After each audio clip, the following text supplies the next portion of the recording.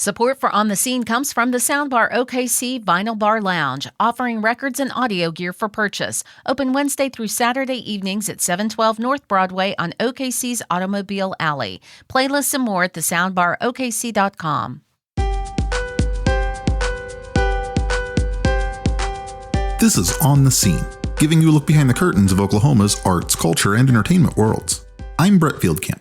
For many artists, the processes of exploration and development that go into creation are elements that are often kept hidden from view, with only the final polished products reaching the eyes and ears of audiences. But some artists seem to invite their audience into those processes, creating works that blur the lines between a finished piece and the raw materials that make it up.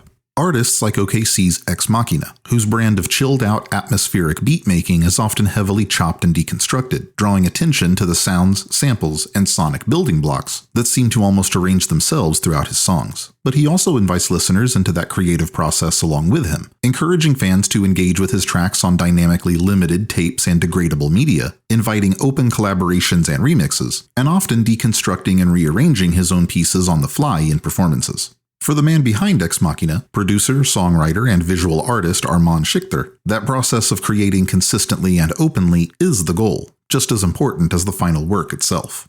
I just enjoy creating. I think there's the difference in life when you ask yourself every day, do you want to consume or do you want to create? And that is something that I ask myself every morning. So it's just like things like that kind of feed the hunger.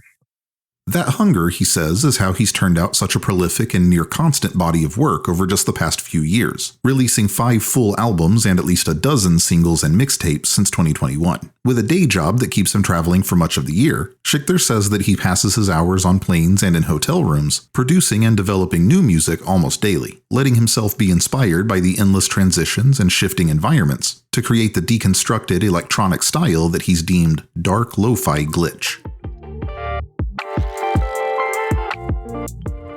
It definitely evolved over time. After I dropped my first 2 albums, I was like, okay, I like the chill stuff, but it's just not hitting for me. Like there was just some aspect of it that just wasn't hitting for me. And I think that was when I really took the time to kind of break down my process, because in the end, your style is really a culmination of the decisions you like making. And so that's what makes your style. And so there were these choices that I made in each production, which kind of made it cohesive.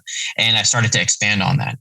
That expansion would develop into the sprawling Distant Ether Records, Sikder's own digital umbrella under which he's cataloged his extensive collection of releases and lo-fi cassette tapes, showcased his recent foray into cyber-psychedelic visual arts, laid the groundwork for an original sci-fi narrative inspired by his music, and released each and every exmaxhina release for free through Bandcamp. But even that evolution throughout his time as exmaxhina has been an extension of a much longer, ongoing artistic process, one that grew out of his first steps into music and creation that taught him the importance of committing to the process when he needed it most. About 2012, I think, is when I started producing music. In 2012, my mom actually passed from cancer. And so that kind of left a void in my time, but also just like my everyday life, because I was taking care of her as much as we could.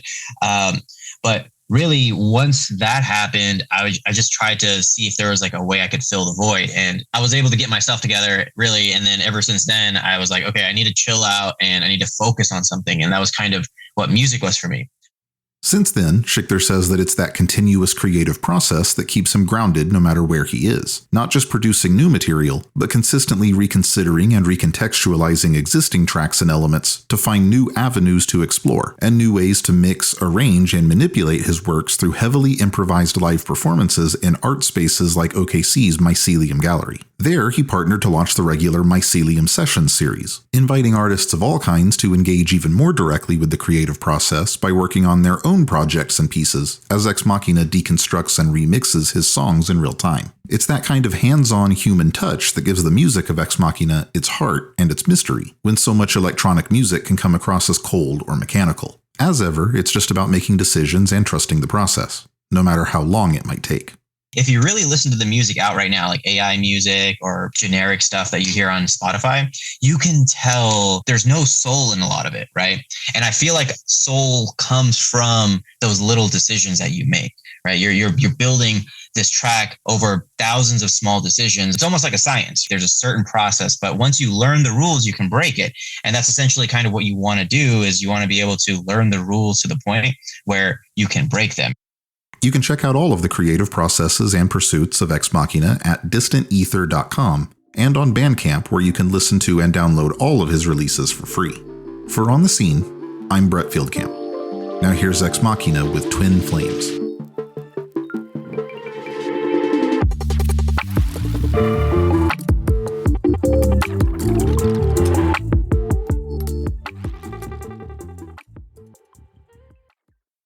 Sources and methods, the crown jewels of the intelligence community. Shorthand for how do we know what's real? Who told us? If you have those answers, you're on the inside, and NPR wants to bring you there. From the Pentagon to the State Department to spy agencies, listen to understand what's really happening and what it means for you. Sources and Methods, the new national security podcast from NPR. Sources and methods, the crown jewels of the intelligence community. Shorthand for how do we know what's real? Who told us? If you have those answers, you're on the inside, and NPR wants to bring you there. From the Pentagon to the State Department to spy agencies, listen to understand what's really happening and what it means for you. Sources and Methods, the new national security podcast from NPR.